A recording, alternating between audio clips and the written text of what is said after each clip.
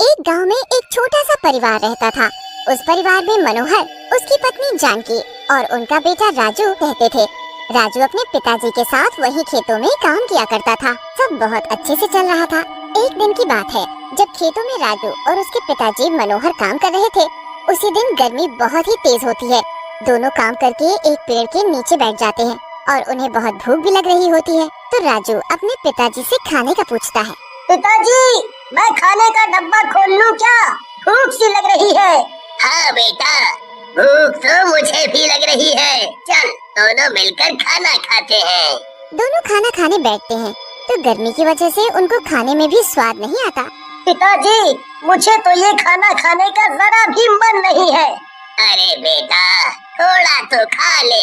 तूने सुबह से कुछ नहीं खाया। गर्मी की वजह से बुरा हाल है पिताजी। बस मैं पानी पी कर आता हूँ। मुझे नहीं खाना ये खाना।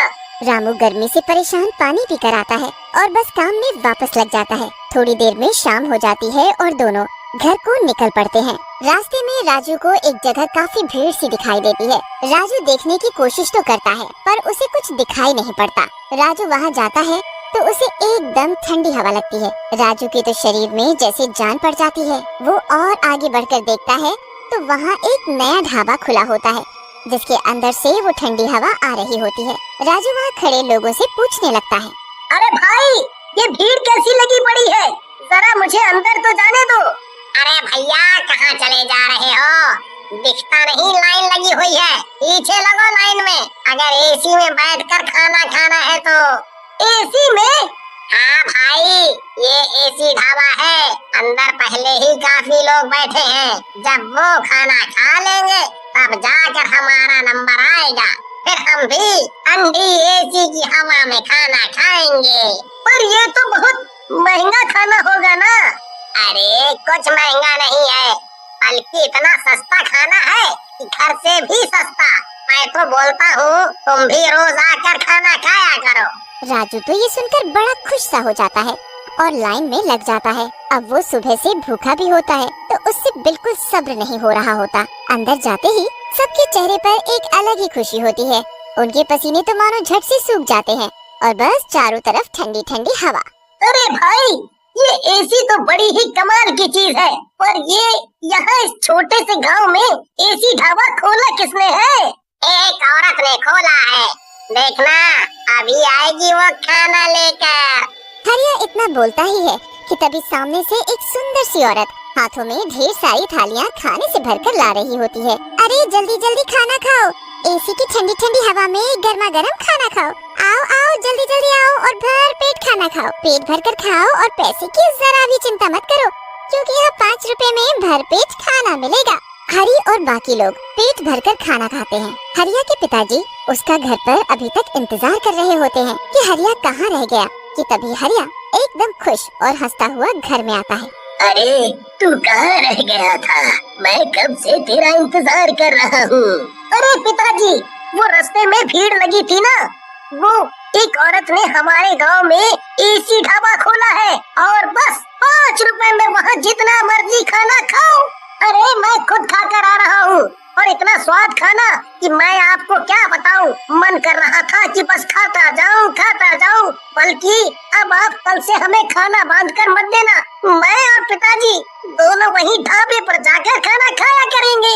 हाँ, अब तुम्हें घर का खाना क्यों पसंद आएगा? जाओ तुम दोनों वहीं जाकर खाओ, मुझे भी थोड़ा आराम मिलेगा। उस रात हरिया बड़ी खुशी खुशी मजे में सोता है और अगले दिन अपने पिताजी के साथ फिर उस ढाबे में खाना खाने जाता है। गांव के लोगों का जो गर्मी में बुरा हाल हो रहा होता है, एक ढाबा खुलने से उनको बड़ा ही सुकून मिलता है। थोड़े दिन लोग खूब ढाबे के खाने का आनंद लेते हैं। हरी भी रोज ढाबे का खाना ही खाता है। पर एक रात हरिया के पेट में अजीब सा दर्द उठता है। धीरे धीरे दर्द बढ़ता ही जाता है और हरिया जोर जोर से चिल्लाने लगता है। हरिया के माँ बाप चिल्लाने की आवाज सुनकर आते हैं और हरिया को डॉक्टर के पास लेकर जाते हैं। डॉक्टर के पास पहले ही पेट दर्द वालों की लंबी लाइन लगी होती है। लोग दर्द में तड़प रहे होते हैं और मरीजों की संख्या बढ़ती ही जा रही होती है। किसी को कुछ समझ नहीं आ रहा होता कि ये अजीब सा दर्द किस वजह से है। पर इस दर्द के बारे में बस एक को ही पता है और वो है चंपा, एसी ढाबा चलाने वाली औरत नहीं बल्कि एक खूंखार चुड़ैल। मेरी तरकीब काम कर रही है। सब लोग मेरा खाना खाकर धीरे धीरे बीमार पड़ने लगे हैं और कुछ ही दिनों में पूरे गांव में ये बीमारी फैल जाएगी, जिसका इलाज पूरी दुनिया में किसी के पास नहीं है।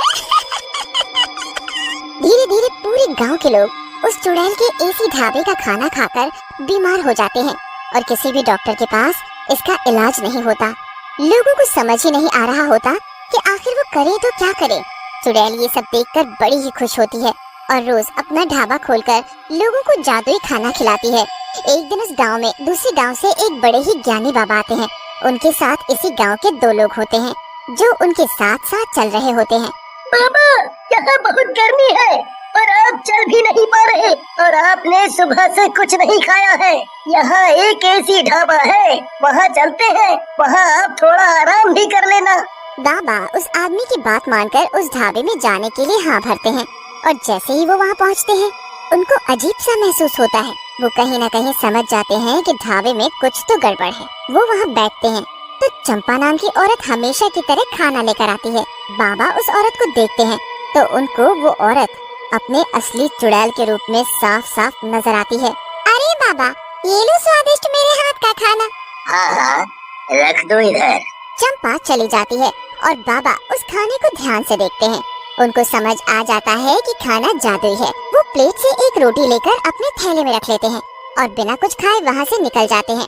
उसके बाद वो गांव में प्रवेश करते हैं तो पता चलता है कि गांव के लोग कैसे पेट दर्द से तड़प रहे हैं। ये सब उस चुड़ैल का काम है। तुम लोग अब तक समझ नहीं पाए कि कोई इतने सस्ते में एसी में बैठा कर क्यों इतना सारा खाना खिला रहा है, और उसके बाद से ही सबके पेट में दर्द भी है। मैं तो उस औरत को देखते ही पहचान गया। ए भगवान, अब हम क्या करेंगे बाबा?